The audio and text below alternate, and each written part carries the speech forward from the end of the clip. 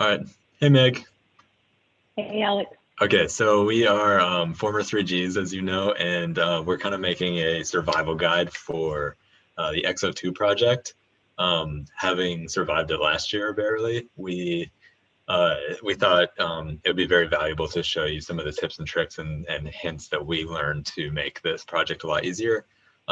Because it's a very sort of it's a very exciting, very useful project, but computationally, it's pretty cumbersome. It requires huge file sizes, huge different like image stitching, different like geometries that you have to really work through to make sure that everything can come together in the end, and to make sure you don't have 23 a.m. nights in a row like we kind of did last year. And we're especially giving this to you now because COVID's making this a lot harder. We had supercomputers in the Duderstadt to use, and you guys won't have that this year, unfortunately, as easy access, I should say, to it. And so we just wanted to make sure that this is as smooth of a process for you as possible. And these are also amazing tips and tricks to use throughout the rest of your architecture career, not just in this isolated exercise. So with that, we're gonna kind of jump into some of the warnings and kind of heads ups that you might face going into these projects that you probably have already started to face, and some ways to kind of abate those issues. So, Meg, go ahead. Yeah, definitely. So one of the biggest things that's probably already occurring in your group is that you are in a group and you're working in one model or sharing models or and whatnot. So things like as you have so many things within your model and file size is increasing, stuff like work session and blocking, of which we'll go over and show you the tutorials that are in the mural that you've seen throughout the class.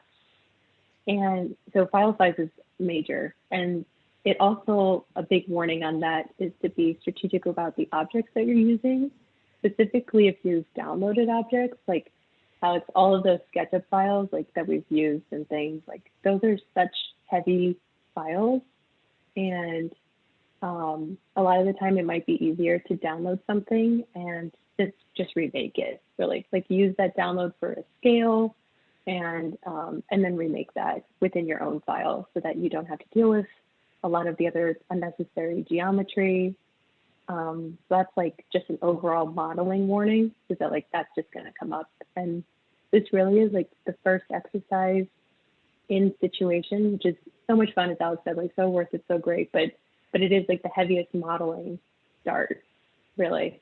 And then, some other warnings are just going to be how you end up photo stitching if you're using, depending on like what representation technique you're doing, with any kind of like object coloring, or if you're trying to do filtering in Photoshop, or if you're doing it a different way, whatnot. So we can kind of touch on stuff like that, maybe.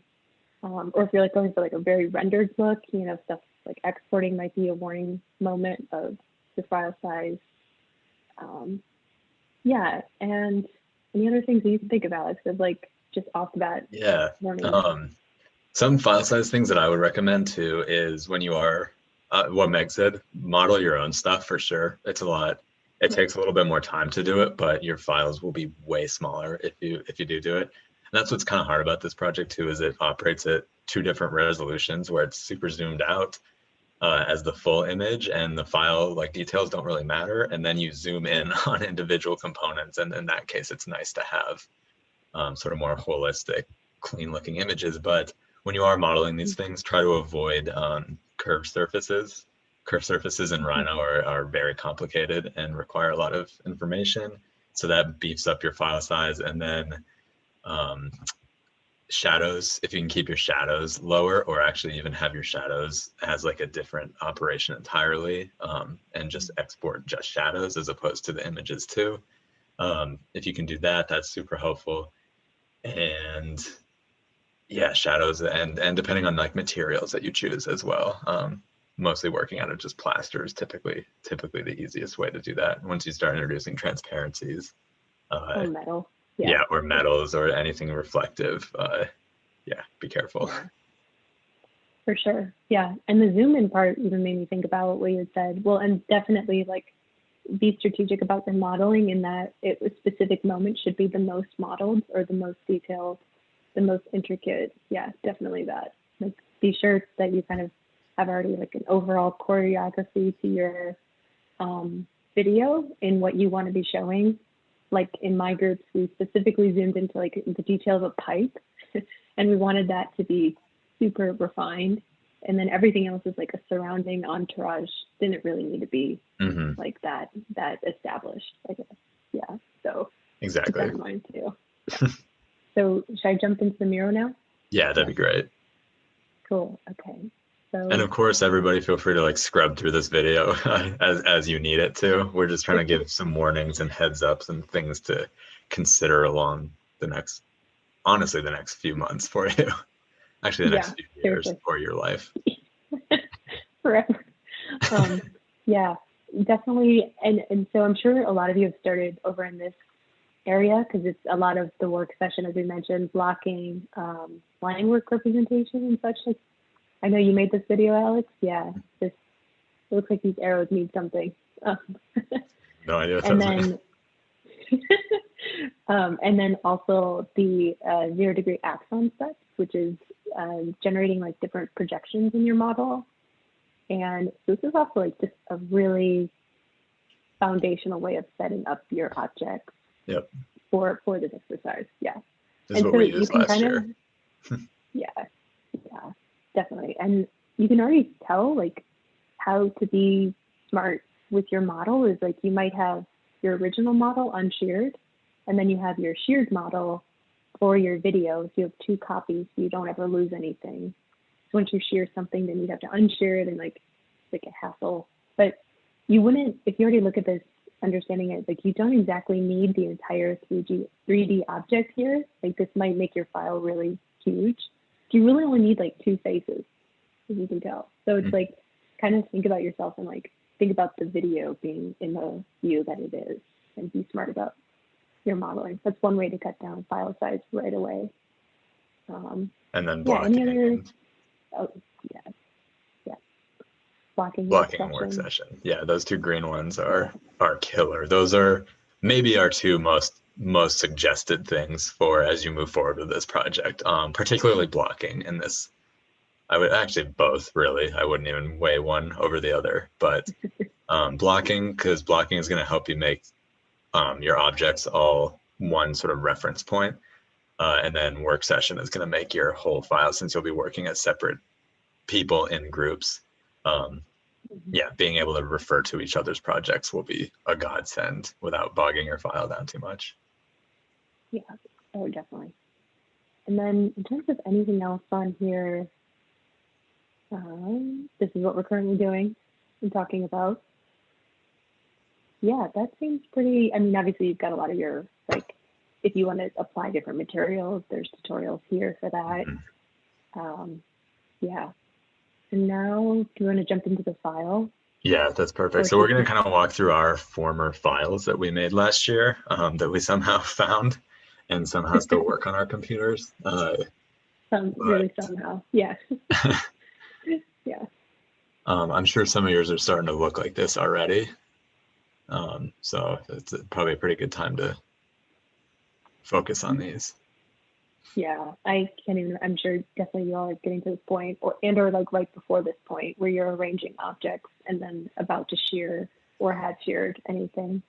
Yeah, this is, I'm really glad you found these files, but also, yeah, impressive it's running right now on Zoom. And so I guess things right after that to show is that one thing I would have done differently, this is my group's file. Here's our, where we had, here's our view, our top view. So we had sheared and projected objects differently in different angles. We made homemade LiDAR, which is really just a point. We just made a bunch of point file. And one thing to do differently here, which would not make this as big of a file as it is what I was saying about like being smart about the objects that you're modeling. So as you can see, like this is a server and all of these things are 3D modeled. So one thing that, which is fun, but one thing that we did that like dramatically cut down on the file was we had all of these buttons as 3D objects, and then we turned all of them into surfaces. And that already cut down like a lot of the file processing, or like the file stopped lagging after we did that. But we also, as you can tell, like we don't need the back of this server technically, or this one, or the side, because it's not even in the view. So if you do get to the point of having, like if you have really intricate objects, you can be more specific on how you're modeling them. Because for this project, you really just need like a relatively 2D projected object in a way. So and then no one's ever gonna, yeah. Oh, sorry, that pipe you have in there too is probably like a third of this file size. And it's super easy to do the pipe command with just a curve, and it's very tempting, but you could also make a curve in that sort of design, and then you can take like a multi-sided, I don't know, tetrahedron, like polygon thing, and sweep it along the curve, so it's actually like surfaces as opposed to a curved surface, as a way to like manipulate pipe work and bring down your file size a lot too.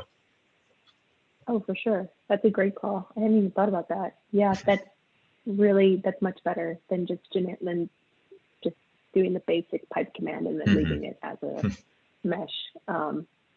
Yeah, so it's definitely one thing to do differently. So, and as you can see, like this file is a bit of a fun time running. So that's definitely consider file size with objects, quality of the objects, like make them as simple as possible. And then as like you all had done in a tutorial a while back, actually it's floating viewport, new floating viewport is what you can do. Oh, we got an autosave going. So it might be a bit. Yes, anytime autosave happens, it's like 30 minutes of work time gone. Usually. Yeah, we're gonna have to like fill in with like some conversation topics now. It's gonna be a bit. Well, LiDAR was fun. That was great. Yeah. Oh, here we go. So view projection. I'll do active. Would be good. Oh, so I missed the part where I could have made the sizing differently. So if you did want to, make your viewport to export from as a square, this is just the tutorial a while back that was done on that. Yeah, and so that's the big things there. Specifically when you're working in groups, this was so fortunately one model that my group had just shared. We never used work session, which I mean, in the long run, like that, we should have used work session really, or had been more strategic about what was happening. Otherwise, or how we were making it. But otherwise, we had known where everything was, and we were just copying and pasting things into one master file and then sharing it between us with different layers for everything. Oh, we might get into some freezing. Yeah, so everything has its own separate layer. We changed our representation method in this, but a good tip that we want to mention today is like using quadrants. So Alice, you can jump over to your file. Oh yeah. If you're on that, yeah. So, I have my camera path still showing. We're gonna show you a few different ways to approach actually making these videos. We've kind of brainstormed a few among how different groups approach these, and the sort of success and non-successes that kind of came out of it. But for my group, what we did, I had 3 people, and we had plants. I actually don't even remember. It was like plants and frames and something else. But we ended up, unfortunately, using a lot of 3D warehouse models, and it just destroyed our computers. So do consider modeling your own stuff. But we worked in quadrants. So we had these sort of domestic spaces surrounded by plants, and we ended up each of us modeling our own quadrants, and then we all kind of combined on this one. This is before COVID, so we were together still, but we modeled each of these quadrants, and then we took very, very high resolution view capture of files of these images with the crispiest. Actually, the shadows were done in V-Ray, but you can do, if you're not familiar with V-Ray, where we actually just had the shadows on its own file. But you can still make your shadow file really nice and heavy through the properties tab and the viewport style. And so, yeah, we took these view capture to files and made these really heavy images of each quadrant. And then we brought them into Photoshop. And we're going to link to a few tutorials that we found that we used to use back in the day of image stitching in Photoshop. And it's essentially going to take those moments when you have overlapping images and blend them together automatically for you. And you can see a few instances where it actually did that image stitching process through here for us. And so it's not always a tried and true thing, but at this resolution, it doesn't really matter. And so while I'm showing you this image in Rhino, and why I have this one over here is one, to show the difference in quality, how we actually made these very high quality images that don't get grainy when you zoom in, versus something where it's just like a typical JPEG, where it starts to get sort of pixelated and grainy. And the reason we're showing you this in Rhino is one approach you can take to this is creating this image through Rhino, bringing it into Photoshop, stitching it together, and then actually bringing the full resolution image back into Rhino and doing path animations as your fly through thing. So what we did, this is not a great example, but what we did was just looked at what Meg and I just set up for you right now, is we made a camera path and a target path that exactly mirrors that. And it doesn't fully encapsulate the image because I made it too high. But it's a really nice way to fly through this image. And depending on how you manipulated this camera path, that's one approach you could take to this. This runs the risk, of course, of showing the sides of Rhino and maybe having like a kind of grainy, shadowy image that might be considering this as a surface. That is probably our lower of the recommended ways to do this. But if you're not familiar with After Effects or anything, or don't want to work too heavily in Photoshop or video stuff, this is a good way to do it. Plus, the path animations you can make in Rhino can be a lot more sort of rich and exciting than what you can do in After Effects or Premiere. Those are kind of limited towards panning, and this can be an actual sort of flyover. Yeah, this would definitely be like the easiest, fastest in Rhino, image in Rhino, quickest to render or quickest to run through the animation, I'm sure. Exactly. And yeah. Without having to do what Meg is going to talk about now, which is doing a fly through of your model, which is you're all familiar with probably, but it is a lot more cumbersome on your computer. Yes. Yeah. So I'm going to share this. You can see the screen, Alex? Yep. It's got this in it. Yeah. So this is perfect. So there's the way of going about having in your Rhino space. That's the first method Alex was talking about, having an image of what was your model exported and then having a path animation over that. That's the fastest, straightforward way. You could do a mix of that with something modeled on the side. The whole key about this is managing, why we're talking about it, is like managing file size. So if your file size is like enormous and you don't know what else to do, it's doing this as an image might be a way around that. Or this as image and part modeled, part not. Our method, the middle method kind of would be doing a fly through path of an entirely modeled space, which is what my group had done. And you can control, obviously also with the camera path, you can control zoom in moments. So we were able to control, at the end, we had zoomed into this spot, which was that pipe I had mentioned, and a computer and some LiDAR and whatnot. And you would obviously do that also with the animations. That's that fly through path animation. We had done 4,000 frames. You might not need to get that much. Try not to do that. It's not needed. That was just because we were really particular about some of the details and our representation style as well. We wanted it to be like very spot on. But do know that would take a long time to animate and render. But So that's like a middle ground method. Like if you had a modeled thing and you wanted to do your path of that. So you're either a path over a static image entirely, or you're a path over static and models, or a path over entirely models. And then the last method that we're going to talk about, which is what most of the people in our class had done at the time, which Alex will go into a little bit, and then we'll look at like some examples of students and like people that are friends of ours that we knew and what they did, is working entirely in Adobe with like photo stitching in Photoshop, and then working in After Effects with a path that panned over and zoomed into your high-res image. That was the idea, that you have like one whole image and then would zoom in at specific moments, or multiple images, and would stitch those, and Yeah. So Meg, for instance, her group didn't come out with a full image. Like, I'm sorry, that's my dog barking. Meg didn't come out with a full image. Sorry, is my dog super loud? He's super loud to me right now. I hope it's he's really not bad. It's that's like good. in between. Yeah. Somebody's at my door. So yeah, so it's like we ended up having a full image like most groups did, which is super helpful. Yeah. But then, so as Alex said, we did not. Yeah.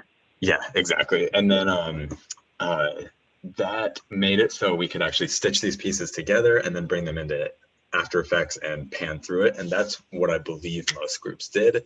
I don't know if that's a requisite for this assignment this time to have like a full image or not, or if the video is the final deliverable. But I don't think it was for us, so I don't think we needed it.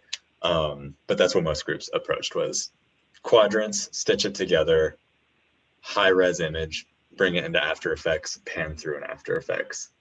And that's kind of how we all did that. And then I would say the majority, but then we did have one group, and this is actually in a Miro you all have access to, which is Yes, it's really just about video editing. Like, it's depending on however you're creating your video, whether or not your video is an animation with frames from Rhino, or whether or not your video is a path in After Effects over an image. Really. Exactly. You just have to be aware of which method you're doing and how you're going to do it. Yeah. And then the last one that so what we did was we came in and looked at it. These are on your guys, the XO2A1 here. We looked at some of last year's examples and kind of broke down how people did this. And for the most part, almost all of these are that image stitching approach, where you take a view capture file, stitch it together in Photoshop. This one, however, this group, and probably the most complicated one, this is impossible in Rhino. I don't think without like having like a freaking database behind you would be able to do this. And so what they did a lot of blocks. was exactly, oh, it's at the end, isn't it?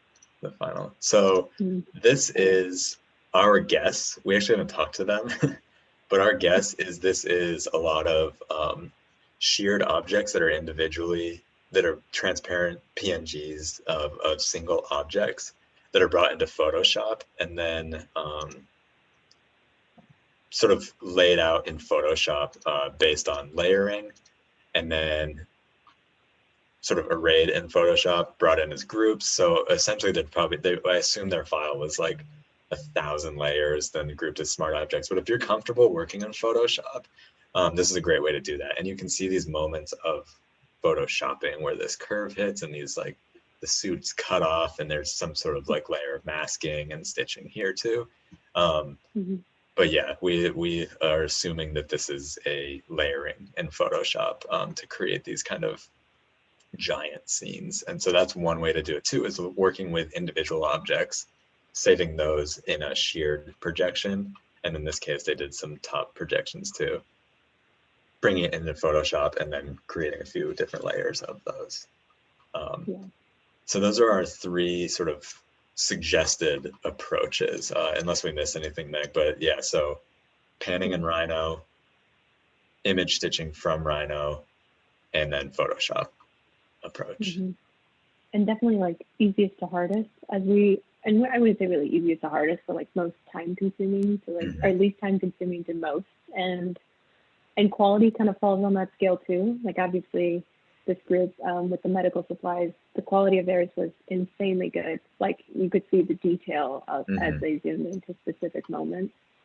But I'm sure that required of you captured a file that was at like a crazy dimension that's so high. Yeah. And then it's just really about however big the Photoshop file got with merging all of that different, all those pixels together and dimensions and such. So, I mean, I'm not even really sure how big the dimension of the final images had gotten for some people. I would be really curious to know, considering my group, we didn't have a final, like, massive collective image, but yeah, I bet they're really big though. So yeah, it's really just about knowing. Yeah, mine's 10,000 by 9,700, and then the final image, Rhino won't even load it. It was so big. Oh wait, 30,333 by 29,600. So sizable. For those of you who are not familiar with file sizes and ratios yet, the average is like 600 by 800 or something. It's like 1280 by 1080p is like the common one. And so we're sitting at like 30,000 to make this like super crazy. It's really just about being aware of how we meant to want to make this video because we want you to know like, what you're getting into with it and to know which direction your group might be going and to just prepare for that. Like it really, there's no one way that's better or the other. Like as you work, I mean, I'm sure there's workarounds in the like quickest, fastest method. Like if you have a really high export and then a great camera pass in Rhino, maybe even if you render it versus just you capturing it, like you capturing a still image in Rhino, like you might be able to get a really great output. So it's really just about creatively like following the workup rounds and then understanding, how to do this project best, like most effectively and smartest, I'd say. Yeah, these are the things I wish I knew.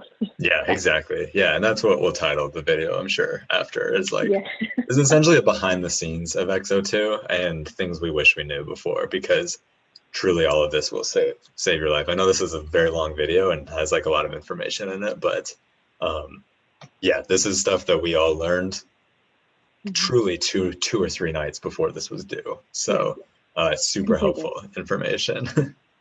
Yeah. So, and then also to know, we're hoping that it's best for you all to know this before those 2 or 3 nights before as well, because doing this then it's so anxiety inducing. Like it just, every like last minute working with Photoshop and high res and huge files, it's not fun. So yeah, the file size stuff is way less fun than the actual design work. So as you'll come to find out, and this kind of is a file size project in a way. It becomes that actually. It starts as design, super fun, and then it turns into a file management thing. And then it's headaches. So we're trying to save you those headaches. That's really all I can think of. I don't know if there's any more tips. But stay tuned for part 2. It'll be probably 60 more minutes. I'm just kidding. We'll upload this and then thanks for joining us, everyone.